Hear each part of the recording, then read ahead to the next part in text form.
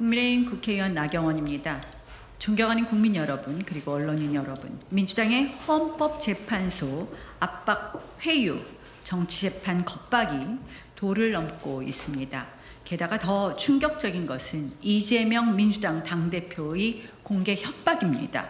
최상목 대행에게 마은혁 임명 안 하면 직무유기 현행범 체포하겠다, 몸조심하라는 충격적인 망발을 했습니다. 민주파출소가 대대행의 체포권이라도 있습니까? 안 그래도 그동안 이재명 대표 주변의 사람들이 수사와 관련돼서 하나 둘씩 비극적인 결말을 맞은 것이 다시금 생각나면서 간담이 서늘해지기도 합니다. 이렇게 대놓고 신변 위협 협박을 한다면 신변 보호 경호 인력이 필요한 것은 이재명 대표가 아니라 최상목 권한대행이어야 하지 않을까 싶습니다. 민주당의 정략 줄탄핵, 의회 독재에 의한 국정 마비가 장기화되며 민생과 국익에 큰 지장을 초래하고 있습니다. 이런 상황에서 헌법재판소가 또 쟁점 매우 간단한 한덕수 대통령 권한대행 총리에 대한 탄핵 심판 선고도 계속 지연하고 있습니다. 어제 2시간 만에 변론을 종결한 박성재 법무장관 탄핵건도 마찬가지입니다. 그러는 동안 국정수장들의 정략 탄핵 직무정지에 민주당의 국가안보, 수사, 민생, 주요 사업 예산 삭감까지 겹쳐 할 일을 제대로 못하는 상황입니다. 한마디로 적법 절차가 아니라 불법 절차가 판을 치는, 법치가 아니라 정치 재판의 흑역사를 헌정사에 기록할 위기가 되었습니다. 이와 관련해서 이런 헌법재판소에 대한 겁박 중단을 촉구하고 민주당의 국정마비 정권 찬탈 시나리오의 공범이 되어가고 있는 헌법재판소에 이 탄핵 심판에 관련된 결론을 한덕수, 박성재 법무장관에 대한 탄핵 심판 조속 결론을 촉구하는 내용을 한 말씀 드리겠습니다. 민주당의 다수에 의한 폭정, 독재가 이제 국회 담장을 넘어서 거리로 국민의 삶까지 직접 침해하고 있습니다. 입법 예산 독재 횡포를 넘어서 헌법 재판까지 정치 재판으로 압박 겁박하고 있습니다. 민주당은 친 이재명계 의원들을 중심으로 M1 보좌직원까지 동원해 단체로 매일 여의도에서 광화문까지 도보 행진하고 있습니다. 광화문 인도를 사실상 불법 점거한 채 무법적 시위를 계속하고 있습니다. 심지어 민주당은 최상목 대통령 권한대행에게 마은혁 임명을 공개적으로 겁박하고 있습니다. 지난번처럼 내통으로 문영배 소장 대행의 SOS라도 받은 것입니까? 대통령을 불법 수사하고 불법 구속했던 공수처와 국가수사본부와 내통하던 민주당이 이번에는 다른 내통으로 헌재 내부 분위기, 무슨 얘기를 듣기라도 한 것입니까? 안 그래도 우리법연구회의 전 회장이자 이재명 대표와의 친분 논란, SNS에서 북한 우호 발언 등으로 여러 가지 의심을 받고 있는 문영배 소장대, 국제인권법 연구회 출신이자 동생이 윤석열 퇴진 특위 간부를 맡았던 이미선 재판관, 우리법연구회 국제인권법 회장 출신이자 배우자가 윤석열 탄핵 시국선언 참여 논란이 있고 배우자 근무단체의 이사장이 국회 탄핵소추인 측 대리인인 정계선 재판관, 인사청문회에서 대한민국 주적을 북한이라 말하지 못하고 국가보안법에 위헌 결정을 내린 정정미 재판관. 왜 국민들이 이런 의심을 하는지 스스로를 돌봐야 할 것입니다. 입법권과 온갖 제도를 국정마비와 권력 찬탈 흉기로 이용한 민주당. 이제 각종 차도와 인도, 거리까지 나와서 헌법과 법이 아닌 때법으로 국민의 삶을 침해하고 법치와 헌법 질서를 유린하고 있습니다. 이재명 민주당의 협박과 겁박에 헌법재판소가 유린되고 굴복된다면 이러한 무법천지, 정말 불법 부당이 더 판을 치는 모습 아니겠습니까? 그렇기 때문에 이재명 민주당의 국정마비 정권 찬탈 시나리오 반드시 막아야 할 것입니다. 저희 의원실에서 확보한 CCTV를 보면 여의도에서 광화문까지 가는 차도, 심지어 마포대교까지 2차로 도로를 점거하고 시민들의 불편을 초래하고 있습니다. 경찰에서도 민주당에서 2차로 도로를 점거하고 저렇게 행진할 수 있는 근거를 제대로 답변하지 못하고 있습니다. 광화문 거리의 인도도 역시 마찬가지입니다. 서울시 철거 계고에도 아무런 조치도 하지 않는다고 합니다. 민주당의 불법적 그리고 특권적 만행 이대로 둬서는 안 될 것입니다. 이런 나쁜 선례 반드시 중단하고 시정해야 할 것입니다. 더불어민주당은 윤석열 정부 출범 이후 무려 29건의 공직자 탄핵 소추를 남발하며 행정부를 마비시키려고 했습니다. 이 줄탄핵의 목적은 명백했습니다. 이재명 대표의 사법 리스크를 방어하고 문재인 정부의 비위를 은폐하며 민주당의 우호적인 방송 지배구조를 유지하고 윤석열 정부의 국정 운영을 방해하는 것이었습니다. 헌재가 심판한 탄핵소추 8건 모두 기각되었다는 사실이 이를 명확히 증명합니다. 헌법적 근거 없이 오로지 정치적 목적으로 남용된 탄핵 권한의 필연적 결과입니다. 민주당의 무차별 입법 행위 역시 국익과 거리가 멀었습니다.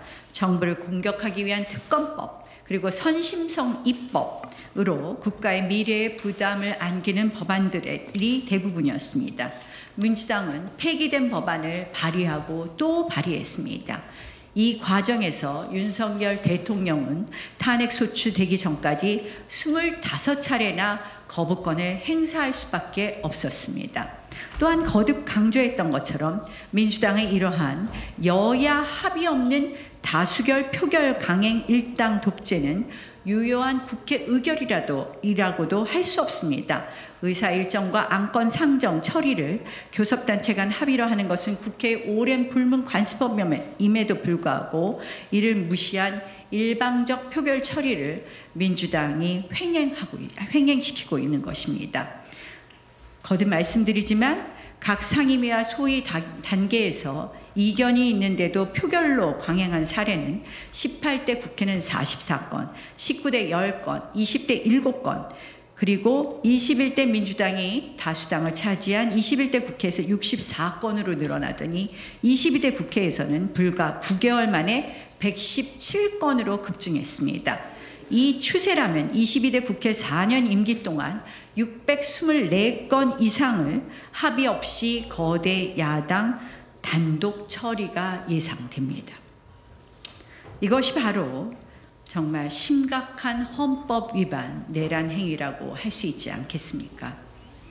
헌법재판소가 윤석열 대통령과 한덕수 대통령 권한대행 국무총리에 대한 탄핵 심판 선고 기일도 아직도 밝히지 않은 채 국가적 혼란을 방치하고 있는 현실에 깊은 우려를 표합니다. 한덕수 대통령 권한대행 총리가 탄핵 소추된 지 83일째, 그리고 박성재 법무장관의 경우에는 98일째입니다. 이처럼 장기간 국정 공백 상태가 지속되면서 국가적 혼란과 국론 분열이 극에 달하고 있습니다. 또한 대한민국 국익도 심대하게 훼손되고 있습니다. 한덕수 대행 사건은 한마디로 표결 정족수 문제입니다. 본안을 판단할 것도 없습니다. 아주 간단한 쟁점, 빠르게 결론 내릴 수 있습니다. 박성재 법무장관 사건도 어제 한두 시간 만에 변론을 종결할 정도로 매우 쟁점이 간단합니다. 조속히 헌재가 판단해야 됨에도 이렇게 신속한 판단을 하지 않고 지연하는 것, 사실상 민주당의 국정마비, 정략 탄핵 만행의 공범이 되는 것이라고 말씀드릴 수 있습니다.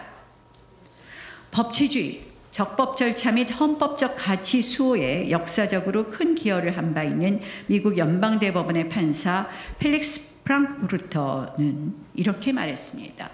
자유의 역사는 대체로 절차적 안전장치의 준수의 역사이다.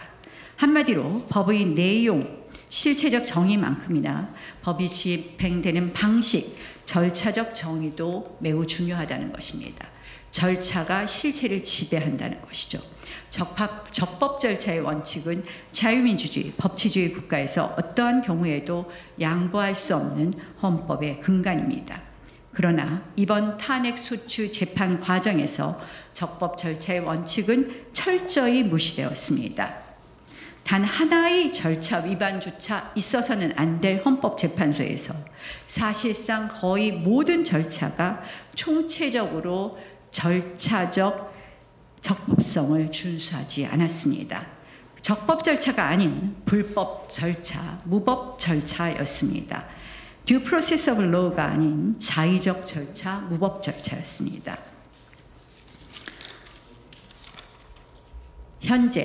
헌재가 보이는 이러한 선택적 지연 또한 편향적 정치세법에 따른 편향성의 표출이 아닌가 국민들은 의심하고 있습니다. 헌법재판소를 신뢰하지 않는다는 국민이 절반에 이른다는 여론조사는 헌법 수호의 최후의 보루가 흔들리고 있음을 경고하고 있습니다. 이미 기울어진 탄핵 재판이라는 의심을 받는 헌법재판소. 그동안 비교적 상식적 결정을 내렸던 김영두, 정영식, 김복형, 조한창 재판관께서 기울어진 헌법의 균형추를 맞추어 주시기를 간곡히 호소드립니다. 지금 헌법재판소에 필요한 것은 정치가 아니라 법과 원칙입니다. 대한민국이 적법 절차의 법치주의 국가가 될 것인지 불법 절차, 무법 절차의 정략 정치주의 국가가 될 것인지 헌법재판소의 역사적 선택이 대한민국의 미래를 결정할 것입니다. 이제 모두가 불법 절차가 아닌 적법 절차로, 정치가 아닌 법치로 돌아올 때입니다. 고맙습니다. 질문하실 거 있어요? 네. 일사부재의 원칙 위배 지적하시면서 각하 주장하셨는데요. 일사부재의 그것도 다르지 않나요? 그러니까 그거에 대해서는 계속해서 주장해왔던 거고요. 이제 그 다음에 또 제가 가장 그런 주장도 있고 법리적 주장이 있고 제가 주로 주장하는 거는 탄핵소추 동일성 문제입니다. 실질적으로 이 탄핵소추안이 다르다는 것이죠. 지금 재판하고 있는 탄핵소추안과 국회에서 통과시킨 탄핵소추안은 다르다는 것이죠. 크게 보면 국회에서 통과시킨 탄핵소추안은 계엄의 헌법 위반과 내란죄였습니다. 그런데 지금 심사하고 있는, 지금 재판하고 있는 탄핵소추안은 내란죄를 드러낸 것입니다. 그래서 계엄의 헌법 위반만 남은 것이죠. 내란의 행태에 해당하는 것은 다시 재판한다고 하지만 국회의원들이 표결을 할 때 내란죄와 일종의 국회에 군인이 몇 명이 들어왔다, 포고령이 발표됐다 이렇게 사실만 있는 것은 엄연한 차이가 있습니다. 그것이 내란죄에 해당한다고 해서 투표했던 국회의원들이 내란죄를 드러냈을 때에는 사실상 탄핵소추안에 찬성표를 안 던졌을 의원들도 있을 것이다. 그래서 동일성이 없다. 결국 지금 재판은 동일한 탄핵소추안에 대한 재판이 아니기 때문에 각하해야 된다는 것이 저의 주장의 첫 번째 주장입니다. 그거는 이제 회계에 대한 여러 가지 논란이 있는데요. 충분히 그 주장도 가능하다는 말씀입니다. 그때 이제 투표 불성립이라는 절차는 없다는 것이죠.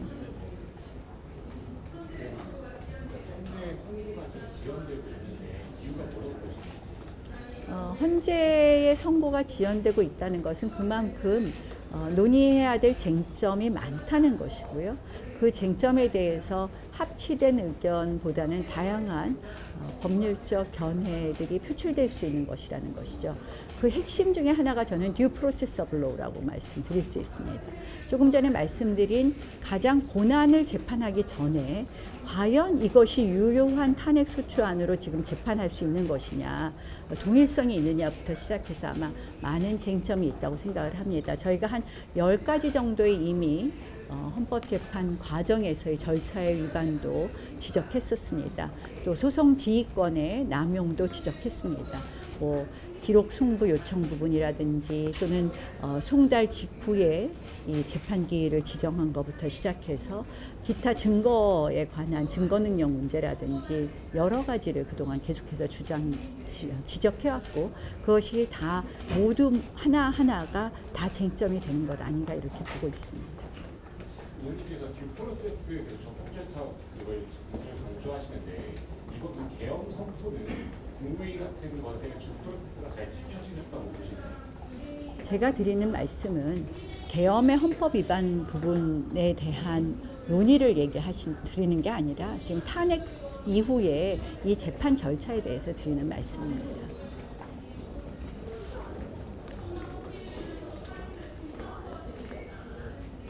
이재명 대표가 최상목 대에 한 발언이 좀 이슈가 되고 있는데 네? 그 최상목 대에 대한 법원 예. 강화가 좀